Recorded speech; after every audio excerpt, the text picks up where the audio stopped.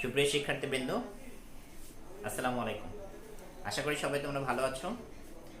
গত ক্লাসে আমরা আলোচনা করেছিলাম প্রেজেন্ট টেন্স নিয়ে, তাই না? আমরা প্রথমে আলোচনা করেছিলাম টেন্সের ক্লাসিফিকেশন। তারপর আমরা বলেছিলাম টেন্স মূলত তিন প্রকার: present tense, past tense and future tense. তো আমরা প্রেজেন্ট টেন্সের ক্লাসিফিকেশনগুলো শিখেছি, যে প্রেজেন্ট ইনডিফিনিট টেন্স কেমন হয়, প্রেজেন্ট কন্টিনিউয়াস টেন্স কেমন হয়, প্রেজেন্ট পারফেক্ট টেন্স কেমন হয় এবং প্রেজেন্ট পারফেক্ট কন্টিনিউয়াস টেন্স কেমন হয়। আর আজকে আমরা আলোচনা করব পাস্ট ইনডিফিনিট টেন্স নিয়ে। অর্থাৎ আজকে আমরা আলোচনা করব আমাদের টেন্সের সেকেন্ড যে পার্ট। অর্থাৎ আমরা জানি টেন্স তিন প্রকার, তাই না? প্রেজেন্ট টেন্স, পাস্ট টেন্স এবং ফিউচার টেন্স। তো এই যে পাস্ট টেন্সের যে ক্লাসিফিকেশনগুলো, আজকে আমরা সেই টপিকসগুলো নিয়ে মূলত আলোচনা করব। তো খেয়াল করো, আজকে আমরা প্রথমে আলোচনা করছি, আমরা বলেছিলাম টেন্স 12 প্রকার। তাহলে প্রেজেন্টের 4টা শেষ হয়েছে, এখন আমাদের শুরু হবে পাস্ট। ঠিক আছে? তাহলে পাস্টের প্রথমটার নাম আমরা দেখেছিলাম পাস্ট ইনডিফিনিট টেন্স। ঠিক আছে? তাহলে আমরা আজকে আলোচনা করব পাস্ট ইনডিফিনিট টেন্স। ঠিক আছে?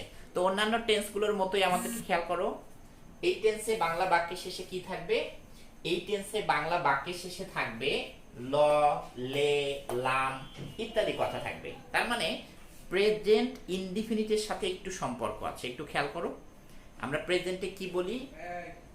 আমি স্কুলে যাই, এটারই জাস্ট অতীত আমাদেরকে বলতে হবে। আমি গেলাম, আমি ভাত খাই থেকে আমি খেলাম। ঠিক আছে? আমি সাঁতার কাটি থেকে আমি সাঁতার কাটলাম।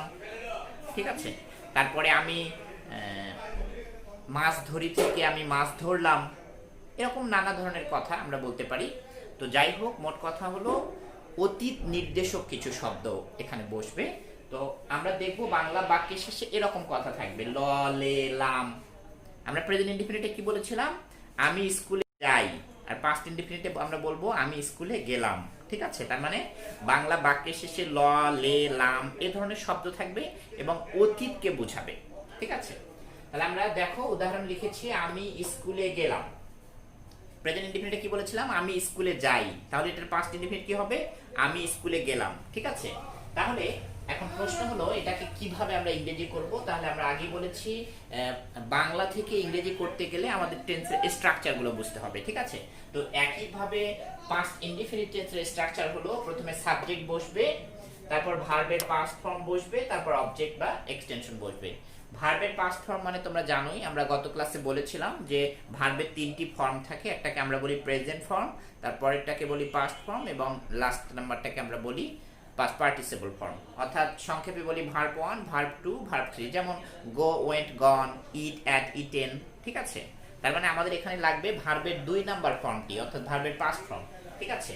তাহলে প্রথমে সাবজেক্ট, তারপর ভার্বের পাস্ট ফর্ম, তারপরে অবজেক্ট বা এক্সটেনশন। এবার খেয়াল করো, আমি ধরে বাক্যটাকে তাহলে কিভাবে ইংরেজি করব? আমি স্কুলে গেলাম, আই। এরপর লাগবে ভার্বের পাস্ট ফর্ম। আমরা জানি ভার্ব হলো যাওয়া। তো যেহেতু পাস্ট ইনডিফিনিট টেন্স, তাহলে ভার্বের 2 নাম্বার ফর্ম লাগবে ওয়েন্ট। গো, ওয়েন্ট, গন। তাহলে 2 নাম্বার ফর্মটি লাগবে। এরপর বাকি থাকে স্কুল। তার মানে I went to school. I went to school. ঠিক আছে? তাহলে সিম্পল, আমাকে প্রথমে বাংলাটা বুঝতে হবে এটা কোন টেন্স, তারপর আমাকে ইংরেজিটা জানতে হবে, স্ট্রাকচারটা বুঝতে হবে। ঠিক আছে? তাহলে এটা সহজ। তাহলে আমরা মনে রাখবো পাস্ট ইনডিফিনিট টেন্সের স্ট্রাকচার হলো প্রথমে সাবজেক্ট, তারপর ভার্বের পাস্ট ফর্ম বা ভার্ব টু প্লাস অবজেক্ট বা এক্সটেনশন। যেমন আই ওয়েন্ট টু স্কুল। ঠিক আছে? এখন প্রশ্ন হলো এই বাক্যটাকে যদি আমরা নেগেটিভ করতে চাই, তাহলে আমরা কি করব? কিভাবে নেগেটিভ করব? পাস্ট ইনডিফিনিটকে আমরা কিভাবে নেগেটিভ করব? আমরা আগে বলেছি যে কোনো বাক্যকে, অর্থাৎ যে কোনো সেন্টেন্স বা টেন্সের বাক্যকে নেগেটিভ করতে গেলে কিংবা ইন্ট্রোগেটিভ করতে গেলে আমাদের কি লাগে? অক্সিলারি ভার্ব লাগে, তাই না? তো এই টেন্সের একটি অক্সিলারি ভার্ব রয়েছে যার নাম হলো ডিড। খেয়াল করো, আমরা লিখেছি ডিড অক্সিলারি ভার্ব। ঠিক আছে? তার মানে আমরা আগে বলেছি, আমরা প্রেজেন্ট ইনডিফিনিটে দেখেছি প্রেজেন্ট কন্টিনিউয়াস, প্রেজেন্ট পারফেক্ট কন্টিনিউয়াসে আমরা দেখেছি নেগেটিভ করতে গেলে আমরা কিন্তু সাবজেক্টের পরে কি নিয়ে এসেছি? অক্সিলারি ভার্ব নিয়ে এসেছি, তাই না? তো এখানেও কিন্তু আমাদের সাবজেক্টের পর অক্সিলারি ভার্ব নিয়ে আসতে হবে।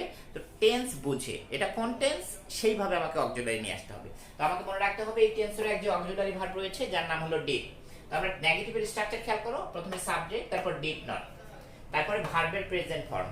এখানে একটু বোঝার বিষয় আছে, একটু খেয়াল করো যে তুমি যখন ডিড বসাবে তখন কিন্তু ভার্বটাকে আর পাস্ট ফর্মে রাখা যাবে না।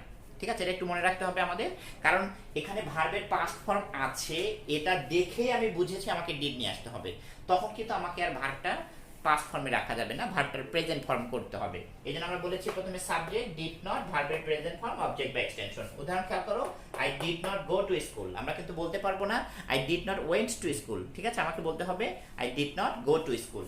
একইভাবে আমরা যদি এটাকে ইন্ট্রোগেটিভ করতে চাই তাহলে কি করতে হবে, ওই আগে বলেছি ইন্ট্রোগেটিভ করতে গেলে অক্সিলারি ভার্বটাকে শুধু সামনে নিয়ে আসতে হয়, আর কিছুই না। যে কোনো টেন্সের ইন্ট্রোগেটিভ করতে গেলে ওই টেন্সের অক্সিলারি ভার্বটাকে শুধু সামনে নিয়ে আসতে হয়। তো একইভাবে এখানে দেখো, প্রথমে ডিড, তারপরে সাবজেক্ট, তারপর ভার্বের প্রেজেন্ট ফর্ম, অবজেক্ট বা extension. Did I go to school, আমি কিন্তু বলতে পারবো না did I went to school, তাহলে কিন্তু সেটা ভুল হয়ে যাবে। কারণ মনে রাখতে হবে পাস্ট ইনডেফিনিট টেন্সে ইন্ট্রোগেটিভ করার সময় বা নেগেটিভ করার সময় আমরা যখন ডিড নিয়ে আসি তখন কিন্তু ভার্বটা প্রেজেন্ট ফর্ম হয়ে যাবে, ভার্বটাকে আর পাস্টে রাখা যাবে না, ঠিক আছে। তো একইভাবে আমরা যখন নেগেটিভ ইন্ট্রোগেটিভ করব তখন প্রথমে ডিডেন্ট, সাবজেক্ট, ভার্বের প্রেজেন্ট ফর্ম, অবজেক্ট বা এক্সটেনশন। ইন্ট্রোগেটিভ এবং নেগেটিভ ইন্ট্রোগেটিভে আমাকে অবশ্যই বাক্যের শেষে কিন্তু প্রশ্নবোধক চিহ্ন দিতে হবে। তো নেগেটিভ ইন্ট্রোগেটিভের উদাহরণটা খেয়াল করো, didn't I go to school, didn't I go to school. এই বাক্যটাকে কিন্তু আমরা চাইলে আমরা এভাবে করতে পারি, আমি বলতে পারি did I not go to school, ঠিক আছে। আমরা বলেছিলাম যে আমি তোমাকে সাজেস্ট করছি এই বাক্যটি করার জন্য, কারণ এখানে অনেক সময় যেটি হতে পারে যে এটা হয়তো প্রোনাউন, কিন্তু নাউন থাকলে তোমাকে হয়তো নটটা ফির সামনে দিতে হতে পারে, যার কারণে তুমি এটাই করো সহজে, নটটাকে ডিডের সাথে সংক্ষেপে দাও নেগেটিভ ইন্ট্রোগেটিভ বাক্যের ক্ষেত্রে, সেটাই বেটার। তাহলে আমরা বলি didn't I go to school. তাহলে এই হলো আমাদের মোটামুটি পাস্ট ইনডিফিনিট টেন্স। আমরা এটা ভালো করে বাসায় প্র্যাকটিস করব। আবারও বলছি স্ট্রাকচারগুলো কিন্তু আমাদেরকে ভালো করে মনে রাখতে হবে, যে আমি আগে বাংলা বুঝবো যে এটা বাংলা কোন টেন্স, কি থাকলে কোন টেন্স হয়, এবং সেটার স্ট্রাকচার মনে রাখবো, ঠিক আছে। এভাবে তোমরা প্র্যাকটিস চালিয়ে যাও, শুভকামনা রইল।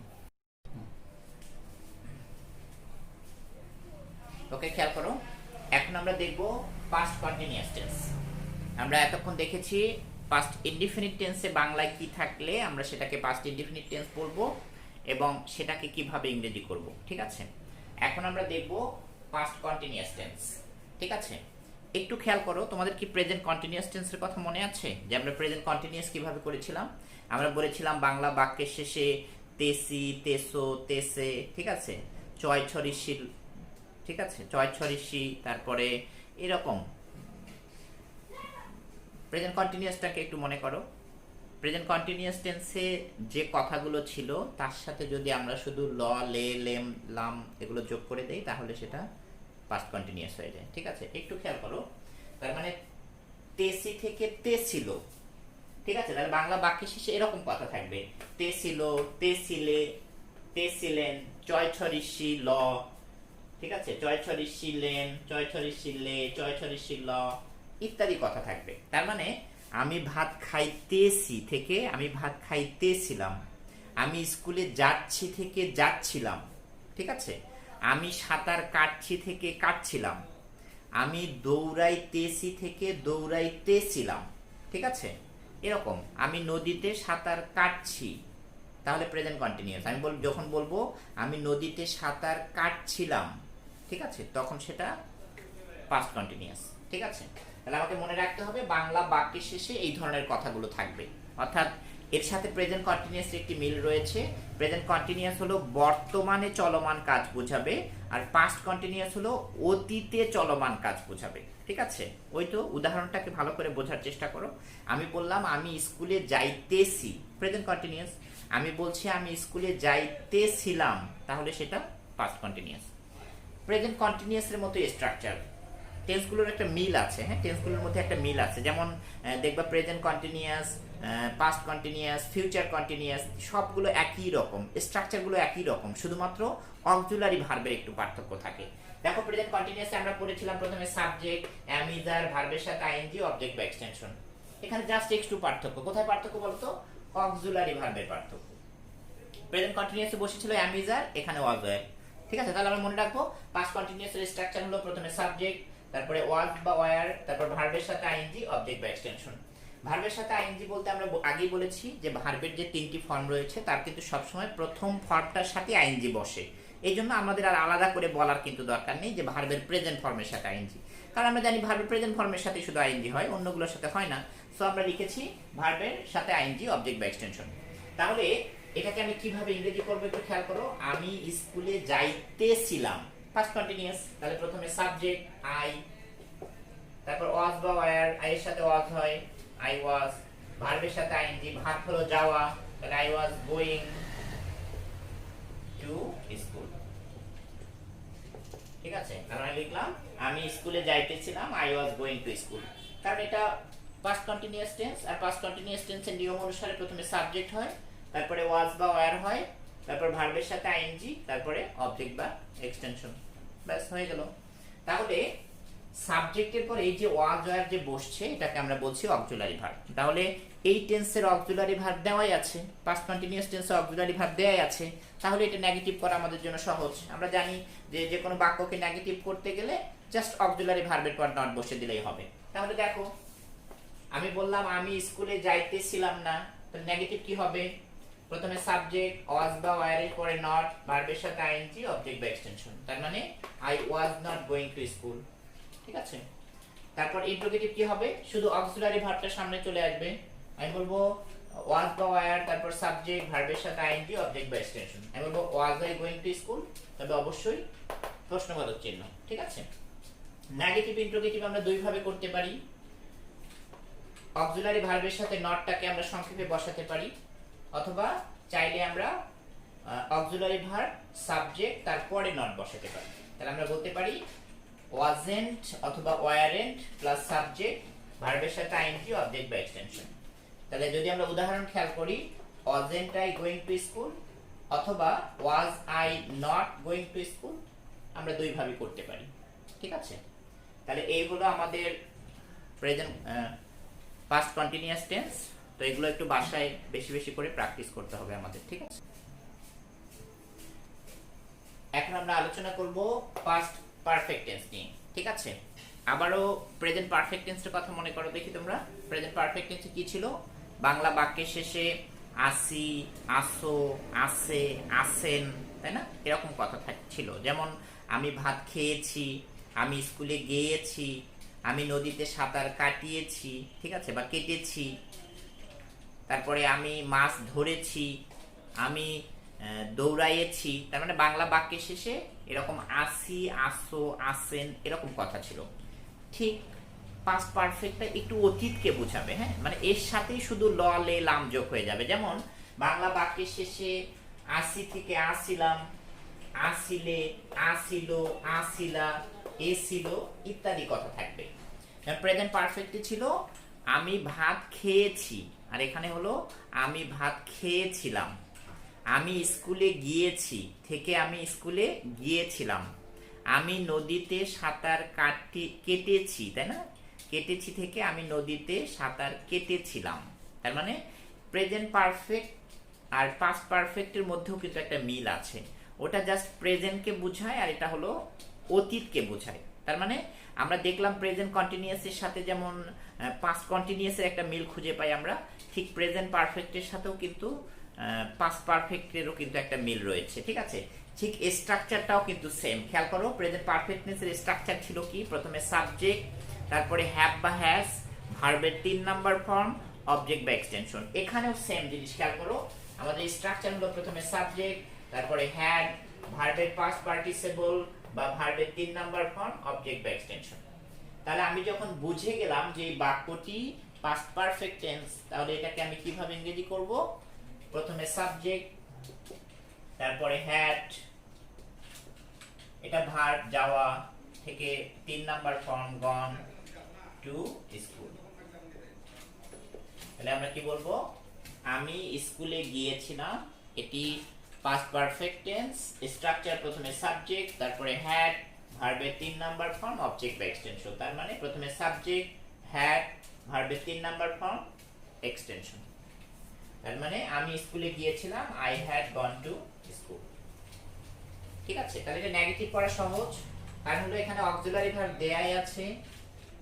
এটাই পাস্ট ইনডিফিনিট টেন্সের, সরি, এটাই পাস্ট পারফেক্ট টেন্সের অক্সিলারি ভার্ব। তাহলে এটাকে নেগেটিভ বা ইন্টারোগেটিভ করা সহজ। নেগেটিভ করার সময় আমরা কি করব? শুধু হ্যাড এর পর একটা নট বসে দেব। তাহলে প্রথমে সাবজেক্ট, তারপর হ্যাড, তারপর নট, ভার্বের 3 নাম্বার ফর্ম, অবজেক্ট বা এক্সটেনশন। আমি বলবো I had not gone to school, I had not gone to school. ঠিক আছে।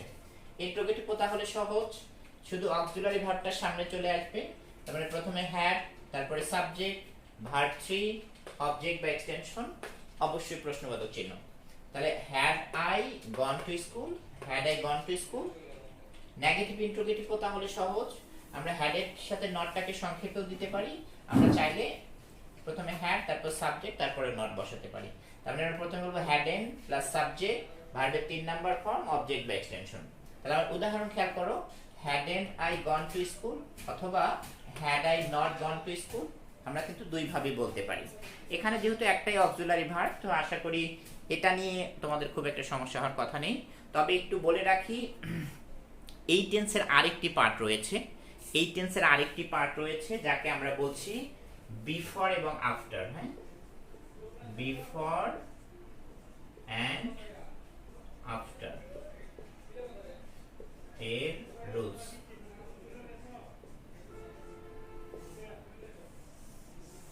আচ্ছা, ওকে।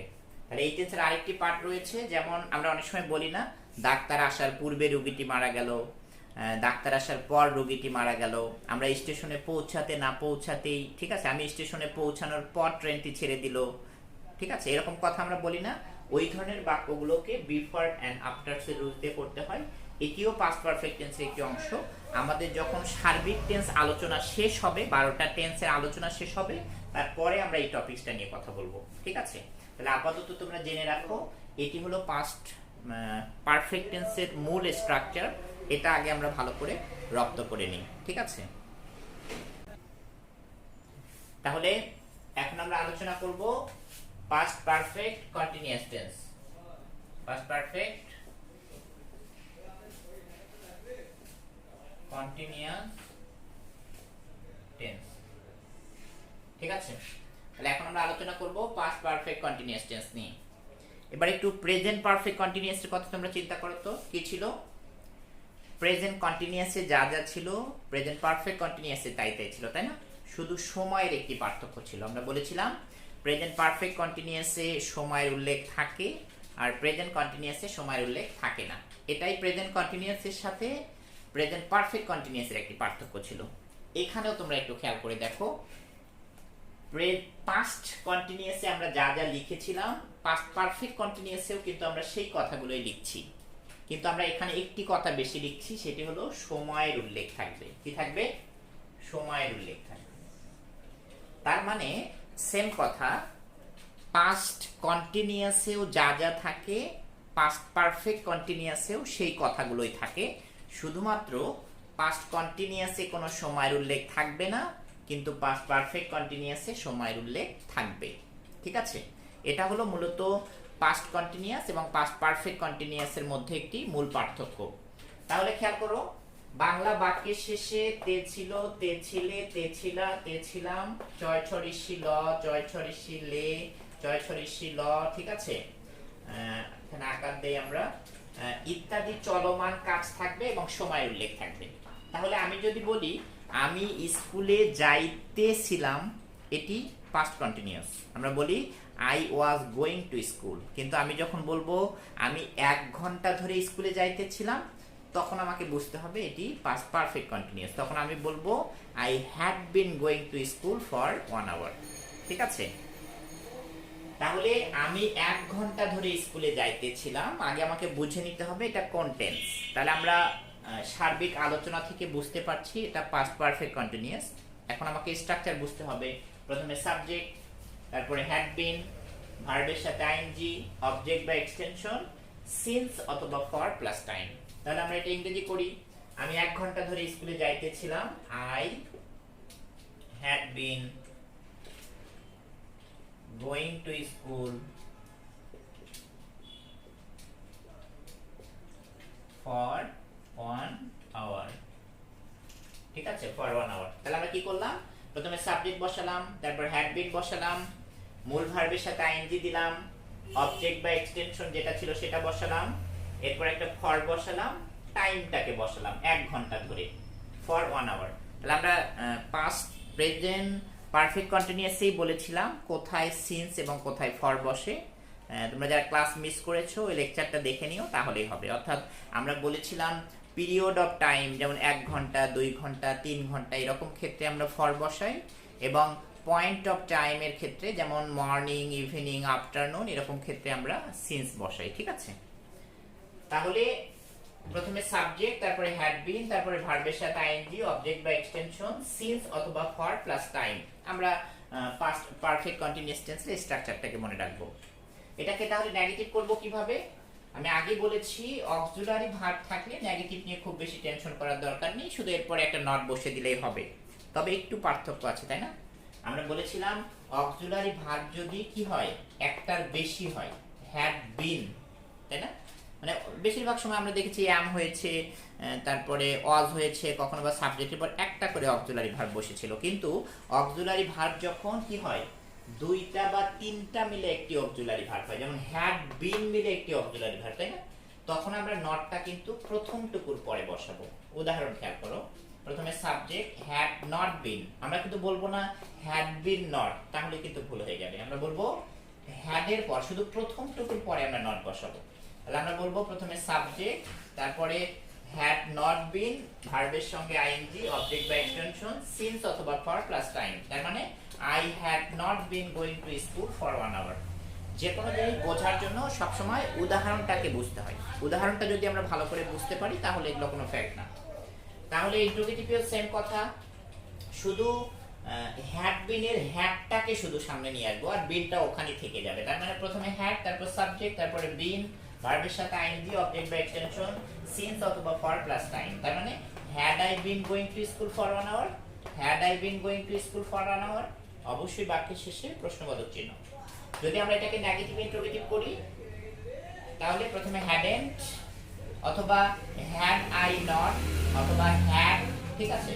আমরা এইভাবে করতে পারি, এইভাবে করতে পারি, এই জন্য আমি অর দিয়ে দেখিয়েছি। তুমি চাইলে এটাও করতে পারো, চাইলে এটাও করতে পারো। তাহলে বলতে হবে hadn't plus subject plus been, ভার্বের সঙ্গে আইএনজি, অবজেক্ট বা এক্সটেনশন, সিন্স অথবা ফর প্লাস টাইম।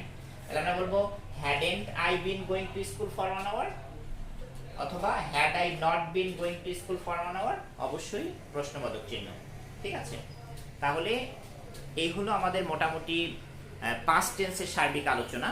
এখন আমরা একটি প্র্যাকটিসের মাধ্যমে, একটি উদাহরণের মাধ্যমে পাস্ট টেন্সের যে কয়টি আমরা আলোচনা করেছি, past indefinite, past continuous, past perfect এবং পাস্ট পারফেক্ট কন্টিনিউয়াস, এটাকে একটু বোঝার চেষ্টা করব। ঠিক আছে, তাহলে আমরা এখন একটি সেন্টেন্সের মাধ্যমে বোঝার চেষ্টা করব পাস্ট টেন্সের যে ভাগগুলো রয়েছে, অর্থাৎ past indefinite, past continuous, past perfect and past perfect continuous. প্রথম বাক্যটি খেয়াল করো তোমরা, আমরা লিখেছি আমি নদীতে সাঁতার কাটলাম। ওই তো বলেছিলাম পাস্ট ইনডিফিনিট টেন্সে বাংলা বাক্যের শেষে ল, লে, লাম ইত্যাদি কথা থাকবে। ঠিক আছে, মনে আছে কি তোমাদের? তাহলে খেয়াল করো, পাস্ট ইনডিফিনিট টেন্স আমি যখন বুঝে গেলাম এটা পাস্ট ইনডিফিনিট টেন্স, তাহলে আমাকে পাস্ট ইনডিফিনিট টেন্সের স্ট্রাকচারটা মনে করতে হবে। পাস্ট ইনডিফিনিট টেন্স কি ছিল মনে করার চেষ্টা করো। পাস্ট ইনডিফিনিট টেন্স ছিল প্রথমে সাবজেক্ট, তারপরে ভার্বের 2 নাম্বার ফর্ম অর্থাৎ ভার্বের পাস্ট ফর্ম, অবজেক্ট বা এক্সটেনশন, তাই না? তার মানে এখানে যে ভার্বটি রয়েছে সাঁতার কাটা, এটা হলো টোটাল ভার্ব। আমাদের পুরো ভার্বটির নাম হলো সাঁতার কাটা। আমরা জানি সুইম মানে সাঁতার কাটা, এর 2 নাম্বার ফর্ম সোয়াম এবং 3 নাম্বার ফর্ম অর্থাৎ SWIM, SWAM আর SWUM। ঠিক আছে, এটা প্রেজেন্ট ফর্ম, এটা পাস্ট ফর্ম এবং এটা পাস্ট পার্টিসিপল ফর্ম। তাহলে আমাকে এখন কোন ফর্মটি লাগবে? এই ফর্মটি লাগবে, তাই না? তাহলে আমি নদীতে সাঁতার কাটলাম, আমরা বুঝে গেলাম এটা পাস্ট ইনডিফিনিট টেন্স। এখন আমি কিভাবে ইংরেজি করব? আমাকে স্ট্রাকচার মনে করতে হবে যে হ্যাঁ, পাস্ট ইনডিফিনিট টেন্সে কি হয়, প্রথমে সাবজেক্ট বসে, আমি সাঁতার কাটা, সুইম থেকে swamp 2 number form, I swamp, SWAM, বাকি থাকে কিসের ইংলিশ? নদীতে, তাহলে in the river, in the river. তাহলে আমি লিখলাম I swamp in the river. এখন এই যে প্রশ্ন করতে পারো, নদীর ইংলিশ তো রিভার, কিন্তু ইন দা কেন?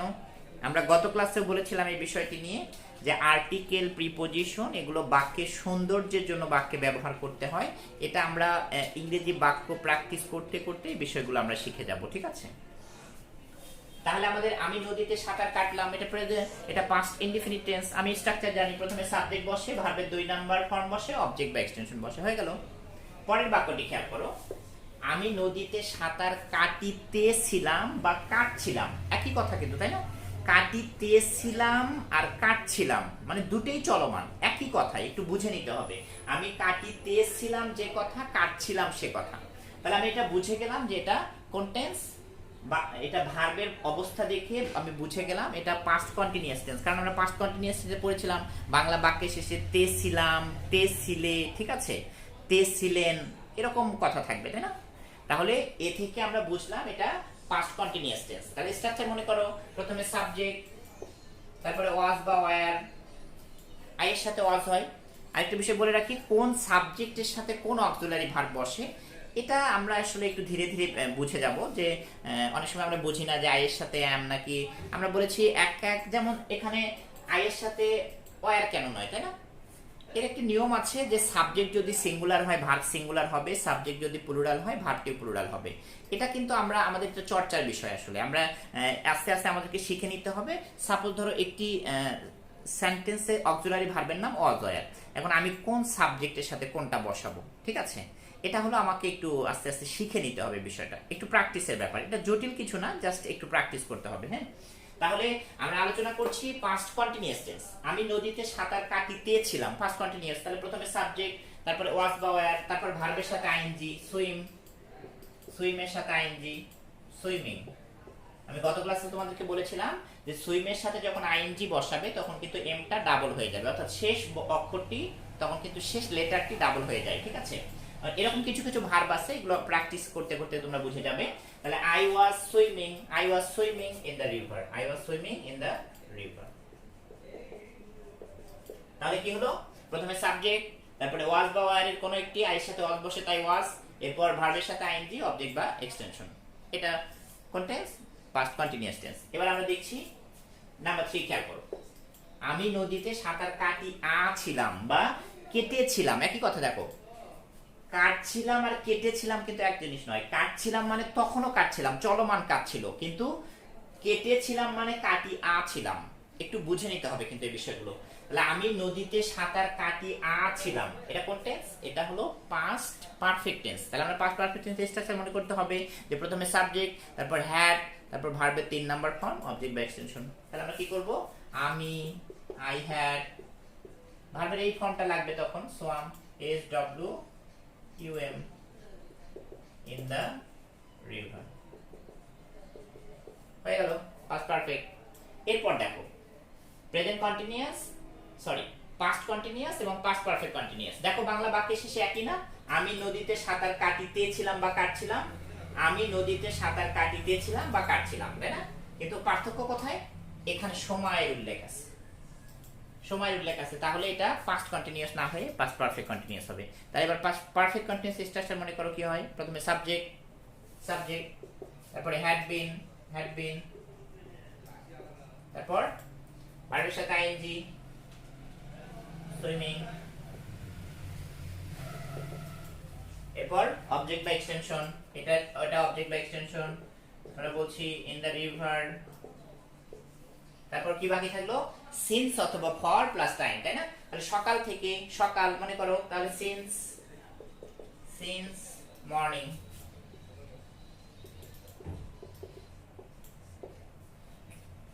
এই হলো আমাদের পাস্ট টেন্সের সার্বিক আলোচনা। সুপ্রিয় শিক্ষার্থীবৃন্দ, আশা করি তোমরা বুঝতে পেরেছো। তারপরও যদি তোমাদের কোনো টপিকস কোথাও বুঝতে প্রবলেম হয় তাহলে আমাদেরকে অবশ্যই কমেন্টে জানাবে। আর আমাদের যারা শিক্ষার্থী রয়েছে তারা অবশ্যই ক্লাসে আমাদের সাথে কন্ট্রিবিউশন করবে, আমরা চেষ্টা করবো তোমাদেরকে পাঠগুলো সঠিকভাবে বোঝানোর জন্য।